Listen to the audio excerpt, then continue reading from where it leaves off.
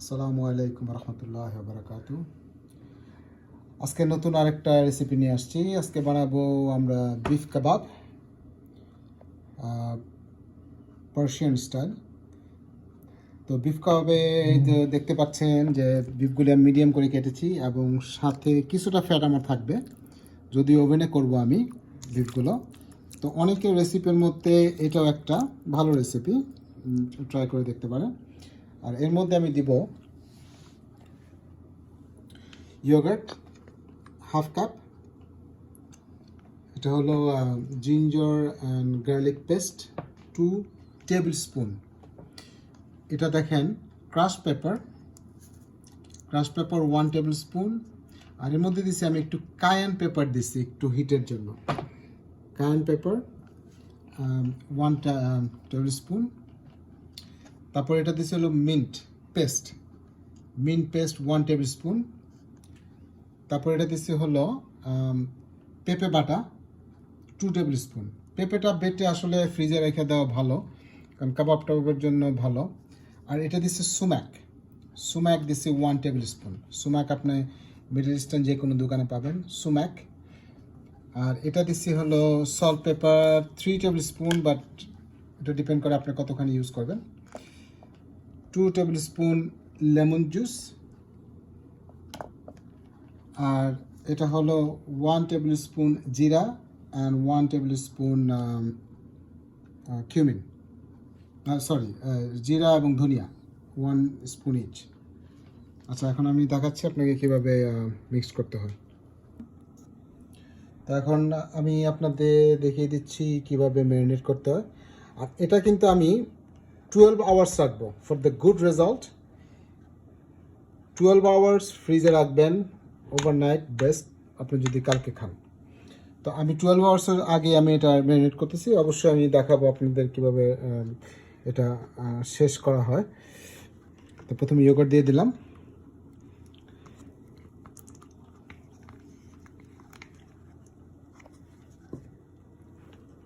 আপনি সব কিছু ঢেলে দেন, নো প্রবলেম।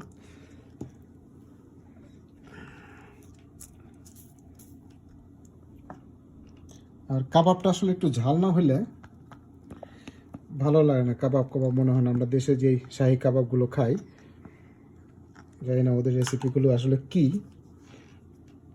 আদা বাটা, আদাটা আপনি কাঁচা একটা আদা এনে আসলে ব্লেন্ড করে রাখাটা ভালো বাসায়, কারণ এটা যে কোনো সময় আপনি ইউজ করতে পারেন, ডিপ ফ্রিজ করে রাখলে পরে।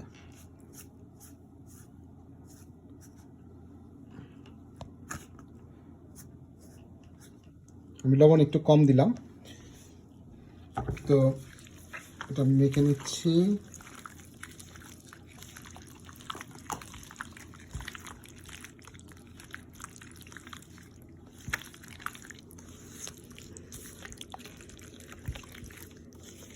দেখে তো ভালোই মনে হচ্ছে, এখন কালকে দেখা যাবে আর কি অবস্থা।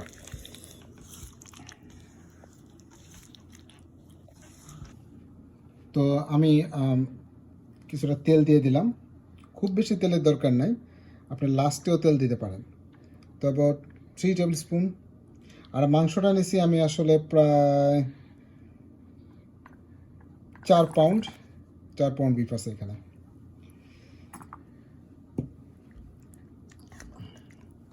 ওকে, তো আমার 12 ঘন্টা ম্যারিনেট হয়ে গেছে। তো দেখতে পারতেছেন এটার বর্তমান অবস্থাটা। আমি এখন স্টিকে গাঁথবো, এটা দেখাচ্ছি। আর আমি দিব হলো ওভেনে, সেটা হলো 400-এ অ্যাটলিস্ট 40 মিনিটস, 40 মিনিট দিবেন। তো দেখবেন, দেখা যাক ওটা কীরকম হয়। তো আর ট্রেটার নিচে আমি এই জন্য ফয়েল ইউজ করি যাতে ট্রেটা নষ্ট না হয়। আর একটা র্যাক নেবেন, এরকম একটা র্যাক, যাতে করে কাবাবটা ড্রাই থাকে। যদি আমি এটা না দিই, র্যাকটা না দিই, এগুলো আপনি ডলার স্টোরে যে কোনো জায়গায় পাবেন এইগুলো।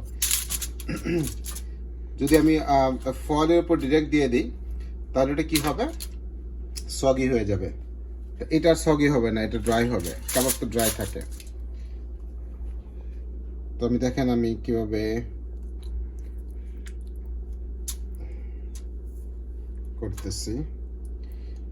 যেদিকে একদম দলা দলা করে করবেন না, এখন আমি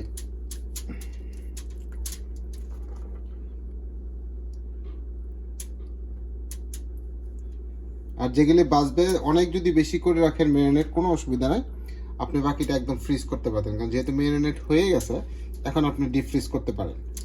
আবার যখন লাগবে তখন আপনি নামিয়ে নিতে পারেন, আপনি স্টিক সহ ডিপ ফ্রিজ করা যাবে, কারণ তাতে করে পরে আর আপনার কোনো এক্সট্রা বাড়তি কোনো হলো না।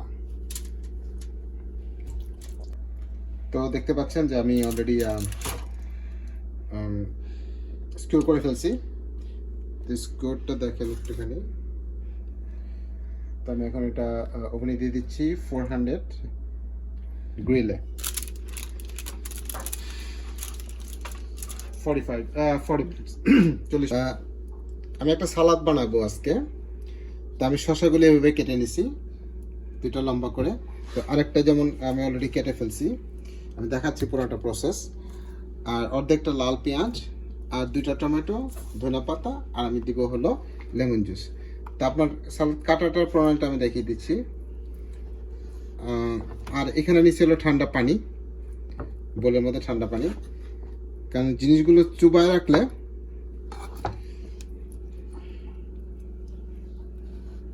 দেখেন এটা কাটতেও সুবিধা হবে একদম।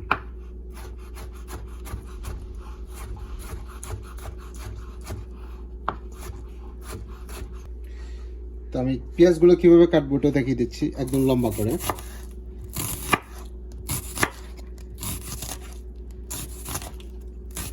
এবং এই জন্য আপনাদের দেখানো, আমার কিছু বন্ধু বান্ধব আছে যারা খুব ভালো ফলো করে, একদম 100-এ 100। তো এই জন্য ওদেরকে বিশেষ করে দেখানো যে আমি কীভাবে আসলে কাটি। অনেক সময় কাটতে ওরা দেখে না, আমার বাসায় আসে দাওয়াত খেতে, এখন না, প্যান্ডেমিকের আগে পরে। তো এটার পেঁয়াজগুলো কাটলাম। তো আমি টমেটোগুলো, এটা রোমা টমেটো কিনলে সবচেয়ে বেস্ট রোমা টমেটোর জন্য। তো আমি ভিতরে বিচিটা ফেলে নিছি, দেখতে পাচ্ছেন বিচিটা আমি ফেলে নিলাম। আর এই রহস্যটা আমি দেখাবো কেন, যে আমি সব কাটার পরে একইভাবে ধনে পাতাটা আপনি না ভিজালে পারেন, ধনে পাতাটা আপনি করবেন আলাদা রাখবেন, ধনে পাতা ভিজানোর দরকার নেই। আর যে টমেটোর ভিতরের অংশটা ওটা আপনি যে কোনো তরকারি কিংবা অন্য কিছুর সাথে মিশিয়ে খেতে পারেন, এর মধ্যে আমি কোনো কিছু দিচ্ছি না। তো আমি দেখাচ্ছি আপনাদের।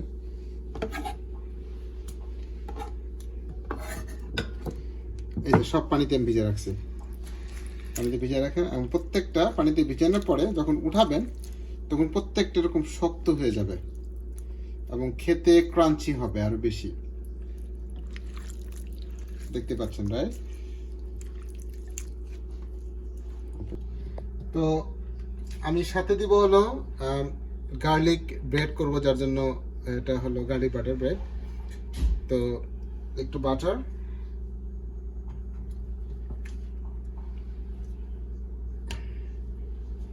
মেল্ট হচ্ছে,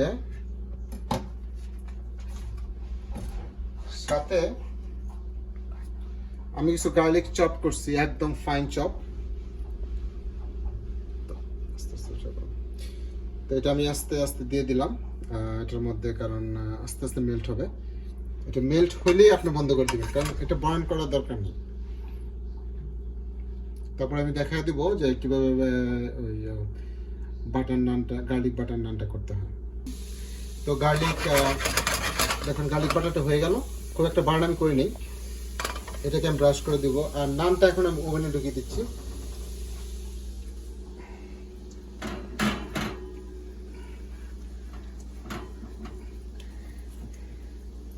আর কাবাবটাও হয়ে গেছে,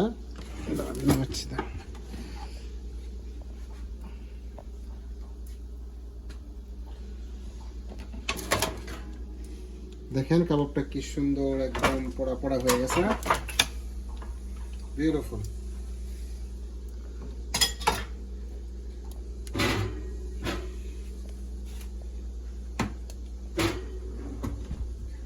দেখতে পাচ্ছেন এটাকে আমি ব্রাশ করব একটু,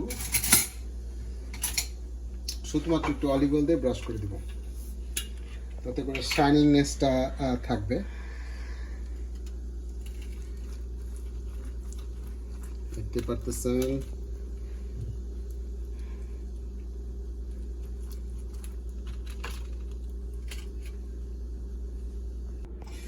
তো আমি যা হোক ওই পানিটা আমি ড্রেন করছি। দেখেন কি সুন্দর প্রতিটা জিনিস, ইট ইজ রিয়েলি হার্ড, কারণ এটা ক্রাঞ্চিনেসটা রয়ে গেছে।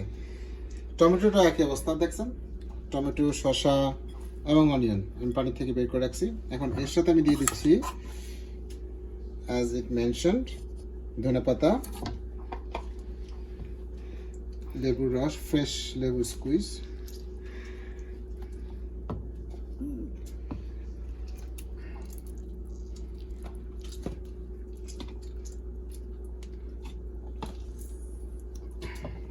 আর যে জিনিসটা সেটা হলো চাট মশলা। দেখতে পাচ্ছেন সারে চাট মশলা।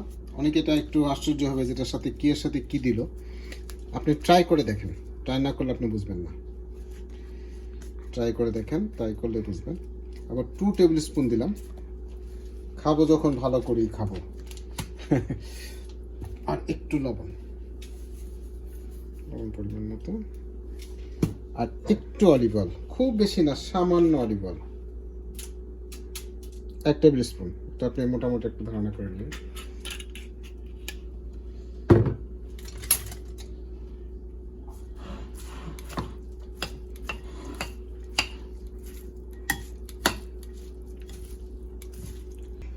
তো আমি এখন শুধু গার্লিক ব্রেডের এগুলি দেখেন আমি জাস্ট স্প্রেড করে দিচ্ছি বাটার। আর একটা সুন্দর কালার হয়েছে গার্লিক ব্রেডের।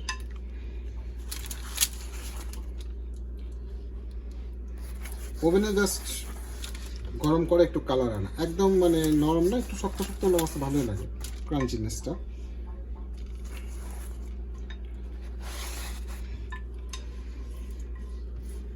কোনো কিছুই কমপ্লিকেটেড করবেন না, যত কিছু পারবেন ইজি করে নেবেন, ইজি, একদম ইজি। এটা হয় না আজকে, ঠিক আছে, এটা কালকে একটু ভালো করে করব। এই আমরা অনেক রান্নাই পারি না, আমিও অনেক রান্নাই পারি না, কিন্তু যেগুলো পারি চেষ্টা করি যে একটু ভালো করে করার জন্য। আমি আপনাদেরকে প্লেটিং করে দেখাচ্ছি কীভাবে প্লেটিং করতে হয়। তো যা হোক, আমার কাবাব রান্না শেষ, সাথে গার্লিক নান ব্রেড, এটার নাম হলো কুচুম্বার। তো এই আপনার সিম্পল ডেকোরেশন, এটা হলো পার্সিয়ান নান কেবাব, পার্সিয়ান নান কেবাব। সো আজকের মতো বিদায়, আবার কালকে ইনশাল্লাহ নতুন রেসিপি নিয়ে হাজির হব। আল্লাহ হাফেজ।